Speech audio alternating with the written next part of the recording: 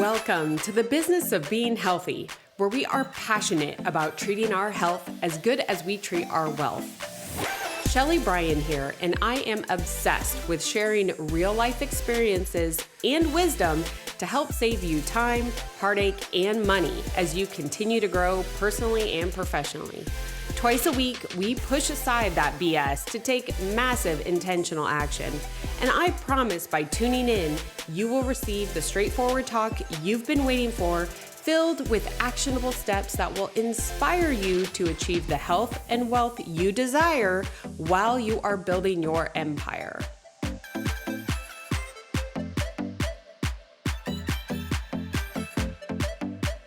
Welcome back to another episode of the Business of Being Healthy. This is your host, Shelly Bryan, and today's episode is one that is very near and dear to my heart, especially with my guest, but the message and what she does is truly changing lives. And today I have, and I'm so honored to welcome Veronica Cisneros, who is a licensed marriage and family therapist, marriage coach, course creator, retreat host, mother of three, married 23 years. She's also the host of the Empowered and Unapologetic podcast, as well as a owner of a group practice called Outside the Norm Counseling. Now, Veronica, my friend, welcome to the show. Thank you so much, Shelly. I'm so excited to be here. Finally. I know. I had so much fun being on your podcast, and now you get to join me. And I can tell, that this conversation is going to be great. So definitely stay to the end. But Veronica, what you do, it's interesting because it's like, it affects kind of everybody, you know? And definitely. You have such a way with couples and words and the way that you explain stuff. And I know that this conversation today is really going to help people maybe think differently, open up some eyes and some hearts. But tell us a little bit about just why, because, as therapists, you could choose so many different areas. Why marriage and family? The biggest reason I think I was so drawn to marriage and family is, the first part would definitely be kind of watching the dynamics between my mother and father. And it was very unhealthy and it was very confusing. There was so many times, I knew without a shadow of a doubt my dad loved my mom. And I knew that because, he still comes home every night, even though he might have cheated on her, or even though he might have withheld money or love. Like, of course, that's what a healthy relationship looks like. And it's a really good relationship. And my dad's mad at my mom because some guy was looking at her, but wow, my dad loves my mom so much. And when I ended up getting married, I got married really young. I was 20, my husband was 21. But it was like, he wasn't doing all of those things. And it's like, what the hell is this? Wait a minute. Do you really love me? Because you're not getting upset. And, you're coming home. Not that I wanted, obviously, that my husband to cheat on me, but it was just like, I didn't really understand what this was and how to be in a marriage. And I remember starting arguments and waiting to see how he would react. It was just completely foreign territory for me. And it ended up being, we were married for, I think, a little under 4 years. And that's when it was almost the demise of our relationship. We were 1 month away from divorce. And through that separation and through us, going through separation of assets and all of the things, I realized, wait a minute, there are definitely issues I'm bringing into the relationship. Obviously, there were definitely issues he was bringing in, but I didn't understand it. It didn't get it. I didn't get it. It didn't make sense to me. And, now 23 years later, doing my own work, him doing his own work, and just really enjoying being in the relationship and really being my best friend. And it's one thing that I often get complimented on is how are you and him? You guys still flirt. You guys are still like kids. And it was something that I wanted to make sure I taught to other couples. And it was something that, to be honest, I would draw in so many women. So many women would come into my office and I'd meet with them and, they'd be in therapy with me. And then they would ask, well, can like my husband come in just for like one session? And it's like, well, okay, if you want to go ahead and process through what you're going through and, but we're not going to call everybody that's in your life to therapy, right? Like it was just this like shift, and it was fun and it was great, like not only challenging, the women, but also challenging the men to help them step outside of their comfort zone. And it was like, wait a minute, I really like this. And so, Mm. and I really liked it because I remember being in a place where there was so much contempt. I was keeping score. I felt like I was doing way more than he was. I felt like I cared more and I was working harder in the relationship than he was. There were so many things that I could relate with couples. And I knew exactly where to take them. I knew exactly what skills they needed to learn. I knew exactly how to challenge them. And I don't want to say it became easy. Like I could do it with my eyes closed. I kind of can, but like, it was just one of those things that was like, I can help them. And why not? And it's something that I wish my parents would have received, and they would have even been open to receiving. And now, like when couples come in, I had just had a new couple today, actually. When couples come in, it's like seeing them feel that hope, and like, oh my gosh, change is actually going to happen, and like feeling that it's like, and these people asked me to be a part of their journey. Like, how fulfilling is that, Yeah. Yeah. But I love that it's like you bring in like your personal side. I mean, you started off the conversation, right? Like talking about how you saw what a marriage was and how that set expectations for you that Willie didn't live up to, essentially, right? Like, what the hell was he thinking? And how many of us, I know I'm over here raising my hand, how many of us like saw marriage, like our parents' marriage, which my parents are divorced as well. We saw our parents' marriage and we were like, oh, that's how it's supposed to be. Oh, you're supposed to argue like that. Oh, you're supposed to walk out. Like, oh, like that's normal. And it's crazy how much you like just naturally follow that, but you like have just such a way of sharing kind of the real world and how you are able to connect. And I know that like when you went to school, was marriage and therapy like always your goal, right from the beginning? No. So as a marriage and family therapist, that's what I'm licensed in, right? We're introduced to several different specialties. If somebody wants to specialize in anxiety, teens, like just different demographics. And for me, I like totally am drawn to women, like, building up confidence, helping them set boundaries. And the couples just sort of happened. And I ended up specializing in working with couples and doing the training outside of school. So school only provides you with so much training. It's actually when you're doing your internship or doing your own private training, that's where the specialty really, kicks in. Yeah. But yeah, it was just, again, something that I didn't sign up for. I don't want to say like I signed up for. I was like, yeah, sure, I'll do couples. For me, it was like, oh, this feels good. I want to just work with women. But what I've learned is men are not going to come to therapy. It's just not going to happen. I mean, they will once their wives say, okay, homie, we're getting a divorce, or it's divorce or therapy, pick one. That's when usually men will kind of like buckle up and say, okay, let's go. But for the most part, it's women that are the ones that initiate that conversation or initiate that process. And it's interesting because my caseload ended up building up really quickly with firemen and their wives. And it was the firemen that were coming into my office. And it all stemmed from, one of my clients who was one of the leaders of a station. And all of a sudden they just started trickling in, especially during COVID. Yeah. There was a lot of firemen and their wives coming in.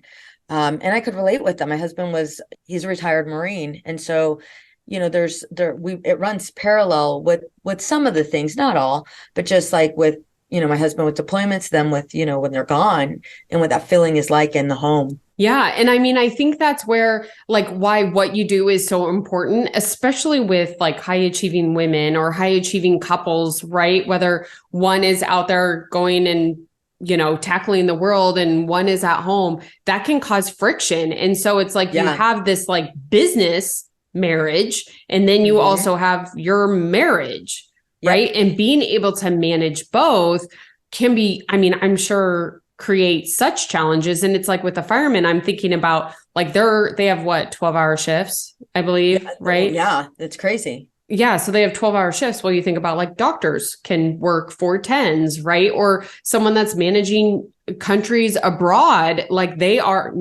companies abroad in different countries, like they're gone for weeks or months at a time managing a company and coming back. That can cause a lot of friction. What are some of the things that you see with business owners specifically, and marriages? Great question. So one big thing that I seen in my marriage was, I realized it when I said, I think I shared this with you offline, like I would totally cheat on Willie with my laptop, like easily. Easily. I would totally cheat on Willie with my laptop, and it's not porn on the other side, right? Or a man. It'd be like an email or a training or, a lesson or a book or whatever it is, like more work. Like that excites me. And I remember Willie saying to me, like, I don't want to be in competition with your work. I don't want to compete. Like, I don't want to feel like I have to compete. And there was a part of me that's like, oh my gosh, here we go again. Like, are you serious? Like, it's not that big of a deal. You're fine. And I noticed in speaking with other women, they were struggling with the same thing, and men, they were struggling with the same thing. Like, my partner doesn't understand I have deadlines, especially as an entrepreneur. As an entrepreneur, I mean, I don't want to say we can't turn it off, because with boundaries we can. However, it's very, very difficult to turn it off. It is extremely difficult to turn it off because you're the owner of a business. And, when it gets right down to it, this is your name. This is your baby. This is your name. And so, yeah, we'll go ahead and compromise our marriage, our family, to go ahead and meet the demands of the business. And that's where it gets really scary. And although there's red flags all over the place, it's really easy for the entrepreneur to go ahead and take a blind eye to them, just because there's so much work to do. So why can't our family be more patient or give us grace? Because at the end of the day, we're doing this for them, right? Yeah. Yeah. But I mean, I think you bring up such like a good point, is that it's like that boundary, like we can say it all day long. I know I struggle with it sometimes. Like the kids are finally home after school and I'm in the office and I'm like, I want to go out with them. I want to go, but I'm like, but Slack, I need to return these messages or I need to go do this. And I'm like, and I want to pull away, and it's a struggle, right? Yeah. Some days. And I understand that being married to, I think, phones or laptops can be really hard to break, right? Cheating on, I guess you said. What are like some of the biggest tips that you have helped like kind of coach and like set up those boundaries to be able to like kind of create that division so that it's not like separate lives, but like you respect each one enough to set the boundary for each one. Because it's not healthy to get like an employee calling you or texting you at 9:00 at night. Like that's not healthy for anything either. Yeah. So the first step I would say is, I want you to identify the lies you tell yourself and you make yourself believe. What are the lies you tell yourself? My kid's going to be fine. I'm just going to send one more email. My kid really doesn't care, and they're playing anyway, with their sibling. Or my husband doesn't really mind that we're on vacation. I have to record content, or I have to check my email. Or I'm taking my laptop with me. I mean, we're just driving on the road anyway. We have 8 hours or 5 hours, of just being on the road. I can knock out some work and then I'll go ahead and be intentional with my family. So what are the lies you tell yourself? And I really want you guys to think about that right now. Like, what are the lies you tell yourself? And if some of the examples I gave you totally resonate with you, I want you to next identify what emotion ultimately comes up for you. Is it shame? Is it guilt? Is it disappointment? Is it frustration? Whatever those emotions are, I want you to be honest with them. We could easily lie and say it's going to be fine. But the reality is, It's not. And it's part of the reason why we lie to ourselves. The third step I would look at is what is this distracting me from? Ultimately, what is this distracting me from? I know in my case, it was distracting me from the now. It was completely distracting me from the now. Sure, I can hang out with my kids, but my daughter's going to probably talk about this boy that I don't like, and I just wish she would end it already. But she's not. And here we go. She's back with them. Good God, why is she back with him? And I really don't want to hear all of the reasons why he apologized and now he's like this great guy and we should all love him. Like, I don't want to hear that, or I don't want to hear that my husband, once again, is, complaining because, and I'm just trying to come up with my own examples that are real. Yeah. My husband complaining about how long I worked the other day, or the conversations we have. He doesn't want to hear about work. And it's like, damn, well, I don't feel like I have support from him, And so what do I do? Or what does anybody else do? We recluse and we stay connected with what's easy, what's quick, what's that easy fix? What's that instant gratification? Well, that's work. Because every single time I complete a task, that's a check mark. Every single time, it's like, it feels good.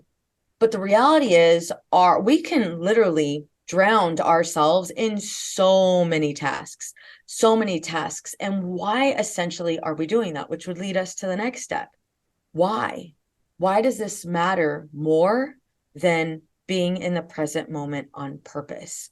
Like, why is that? And it might be for some of the reasons that I gave you, because for me, with, let's say, my daughter's relationship with this guy that I could care less about. But for me, it was like, this is a reminder that maybe I'm a bad mom. Maybe I have no influence over her. Maybe this kid has more influence over her than I do. But it exposes all of these insecurities that they already exist, but we're not willing to look at or work on. This is why, honestly, we're distracted. This is why we're so quick to go ahead and spend that long drive, checking emails instead of really connecting with our partners, finding out who they are, what excites them, listening to their work. And although we might want this sense of support, how are we also a part of reciprocating that support? And usually, especially if you're an entrepreneur or you're a successful business person, like, there's so much going on and it feels like it's never done. And ultimately, the reason why we don't share this with our partner is because we don't feel like they would understand. And so we end up, once again, going back to avoiding the feeling and checking off the box. Well, and the check box gives us the dopamine hit that we want. And so it's like, it's easy. I mean, you could almost like, you could probably catch these things happening in other tasks in your business, right? They always say, like, do the hardest thing first and then the easy things. But most people do the easy things first because it feels so good to check those boxes. So it's like, if you're already doing that naturally, could you be doing that also with your marriage? Yeah, absolutely. Right. Absolutely. But here's the reason why most people don't. They don't know how. They don't know how. They lack skills. They realize that there's this space, this disconnect, and they don't have the answer. They don't know how to communicate. They don't know how to build up that bond. They don't know how to sit in the emotion. They don't know how to process through maybe something their partner said without personalizing that message. And they ultimately don't know how to deal with whatever insecurities are exposed. And so instead, again, we'll go back to work instead of, addressing some of the red flags that we see in our marriage. And I can't tell you how many times, Shelley, people will come into my office and it's like, my wife or my husband is 1 foot in, 1 foot out to help us. And it's like, okay, let's go ahead and get to work. But at this point, it requires a lot of work because there's so much damage. There's so much damage. There's so many things that they brushed. Yes. There's so many things that they brushed under the rug. There's so many things that, maybe they didn't support their partner. And there's so much resentment. That's the biggest and greatest issue, is the amount of resentment. They feel as if their partner has been checked out for so long. Why should I even trust that you're going to help? Why should I even trust that you're essentially going to change? I don't. And so, a lot of times the individual has become less and less vulnerable, less and less authentic, less and less open to really communicating and really enhancing that relationship. And to be honest, I can't tell you how many couples will tell me I stopped caring about their workday because they talked about it all day and it was something I started to resent, And so again, drawing more and more disconnection. One of my friends, had mentioned to me, how many people do you know that are like Elon Musk or who's that Amazon guy? Why can't I think of his name? Right? Like, why can't I think of his name? He's like Bezos, Jeff. Yes, Jeff Bezos. Like, how many marriages have they gone through? Or how many relationships have they gone through? And it just, for me, one of the biggest turning points, and I know it's something I'll struggle with and maybe work on for the rest of my life, but one of the biggest turning points is at the end of the day, when I do achieve whatever goals I want to achieve, who the hell's going to be right there clapping? Is it going to be maybe a client, but my family's going to be nowhere to be found? Because if that's the case, like, I don't want it. I don't want it. In the end, I want to make sure that it's my family, and it's my husband there. But how do I create that if I'm so drawn to checking off that box? No, I really love how it's like at the end of the day, like the prize, like if you have the prize and you're sitting in your office alone, is it really a prize? Yeah. Then what? And coming back to the why, you said that earlier, right? Yeah. It's like, why are we doing all of this work? Why are we doing all of this if we have no one to share it with? Yeah. And, you had mentioned how some couples may come in, maybe they're kind of noticing some disconnect early, and then some where it's 1 foot out, right? Where both sides are 1 foot out. How could people that are in some type of business owners, right? Because that's who we're talking to here, business owners, corporate executives.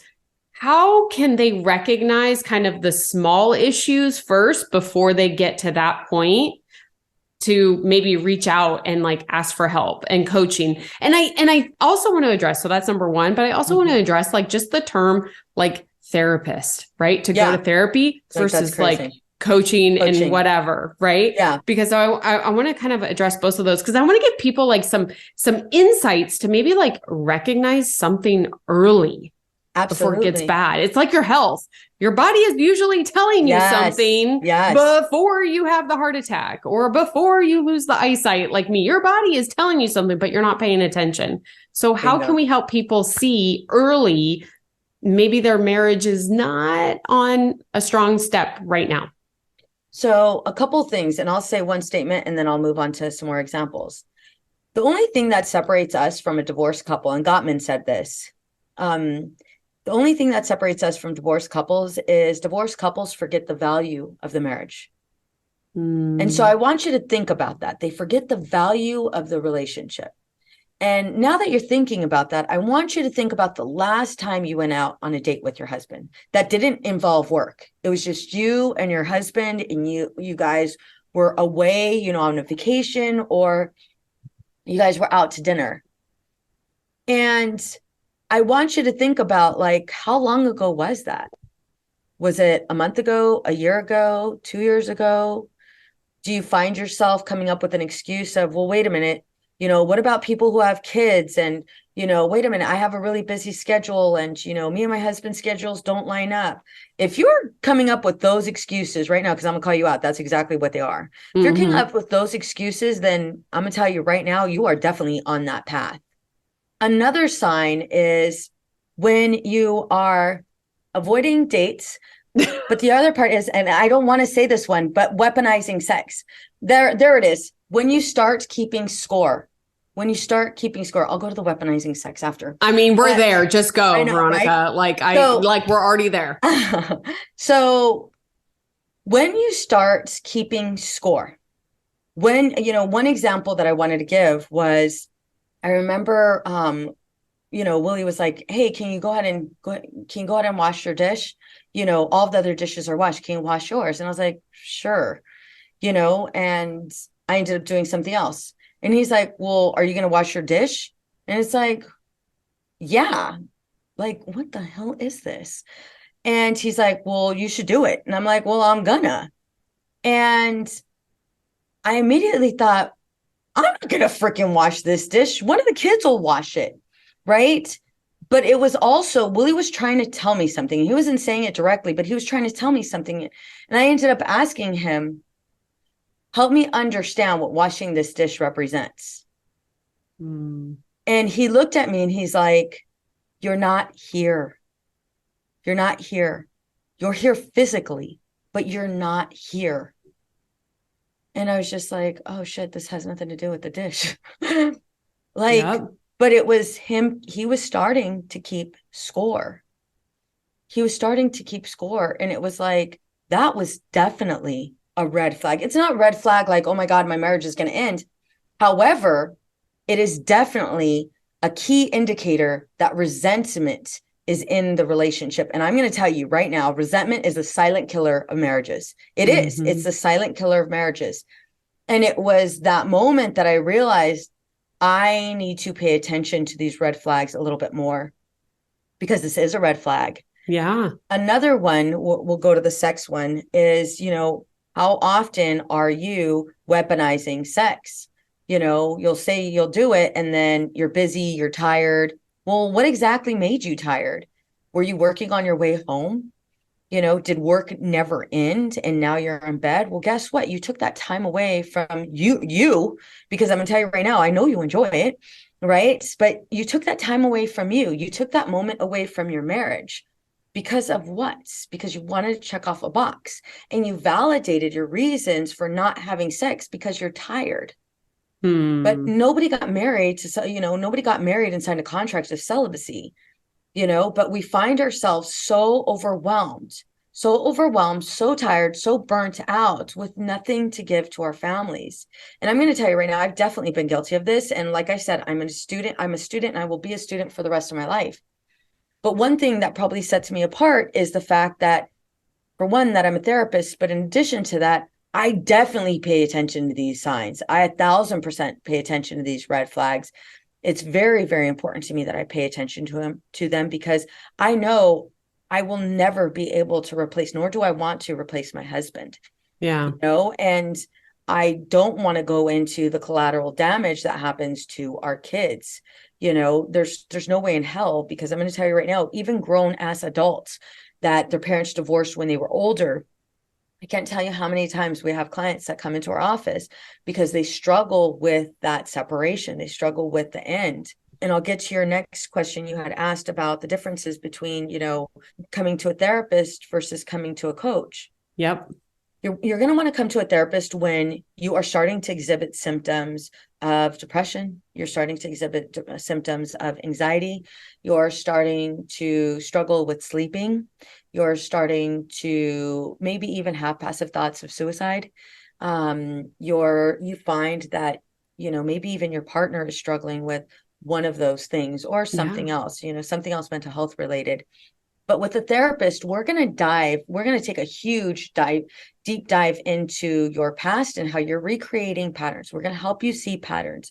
And in addition to that, we're going to provide you with skills and tools to not only heal maybe some of your past traumas and past pains, but also help you understand how you're recreating your childhood over and over again, and it's showing up in your marriage. Where a marriage coach comes in, we're looking at some of your habits, right? We're looking at some of your behaviors, and we're creating goals. We're working through steps. We're teaching you skills, but it's more of, what are the habits? What are the patterns? And here are the skills to help. It's more, they're both goal centered, but it is in the way that we do it that's different. A coach is obviously not going to go into anxiety or any form of mental health, for obvious reasons. They're not licensed, or they don't have that training.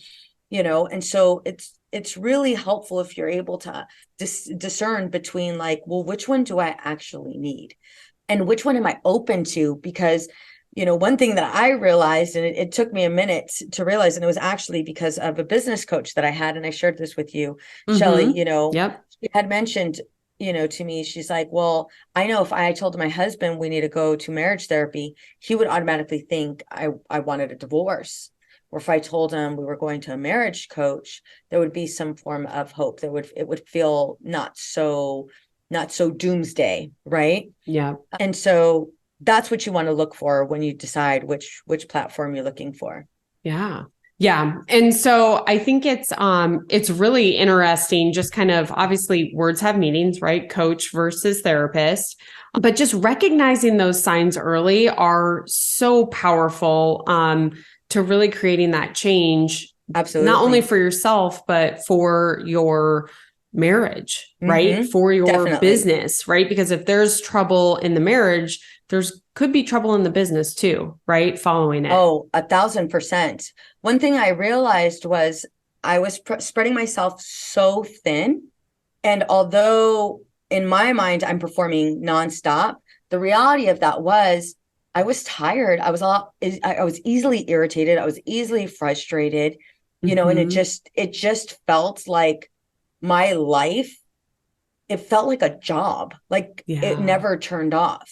Yeah. And being able to then experience like that hug. And I know that sounds simple, but that's exactly what it was. It was that easy, like being able to experience that embrace from my husband without going, yeah. Okay, this was awesome. Okay, now I'm going to go ahead and check this email, or now I'm going to go ahead and do this thing. Like actually being intentional, which is essentially the goal, right? Yeah, absolutely. Absolutely. And, one thing I do just kind of want to talk just real quick about your practice, because, Veronica like shares, as you can hear her, like she's sharing real world experience, but she's a business owner of a very successful, thriving practice in California. And it's like, she's the gal running the business, right? And she's the one. I mean, I feel like we almost need to have a part 2 episode because you're the main breadwinner now. Like there's so much that comes with that, and high achieving women, it can cause a lot of turmoil in a marriage. Definitely. And so, just to kind of tee it up, like, I mean, how many clinicians do you have working with you right now? I have 6. And you. And everybody's got full schedules. So, I mean, there is a huge team behind Veronica. And so being able to manage it. And when she says she's always a student, I love that because you truly are. And you see it. Definitely. Veronica, I do think we'll probably have to have like episode of course. Hell yeah, 2, we do. Because we didn't even get to talk about the event that you just went to. And I know there was some major gold there, but what is the best way for someone to follow along with you? Absolutely. So you guys can find me on all social media platforms. My tag name is Hey Veronica Cisneros. You can also go to my website, veronicacisneros.org. And I do have a free guide for your listeners. It is called 5 Things Killing Your Marriage. You can find that free guide by going to veronicacisneros.org/guide. Awesome. Well, I'll make sure to tag everything in the notes below, guys. She also has her podcast, Empowered and Unapologetic. Definitely. You are going to make sure that you're going to want to listen into that. And maybe we'll even do a little podcast share, something like that. Yeah. All right, Veronica. Well, I mean, I feel like this topic, we kind of got heavy fast. Yes. Yeah, we did. We got heavy fast. Holy cow. But this is stuff, this is like real world. I don't think we're going to hear this like too often, especially on like a business and like business podcast. But this is stuff that needs to get talked about because an important part of the business is your marriage, right? Yes. And being able to stay married. Like that's great that the business is successful. If your marriage is failing, it sucks. So thank you for staying along with us, guys. We know this got heavy. Let me know, shoot me DMs when you guys come out if you like this one, because we did get heavy fast, but there is so much good behind it. And that came from this. So thank you so much again, Veronica, for coming on. And everybody, be sure to tag us, share, and don't forget to give us those 5-star reviews on the Business of Being Healthy.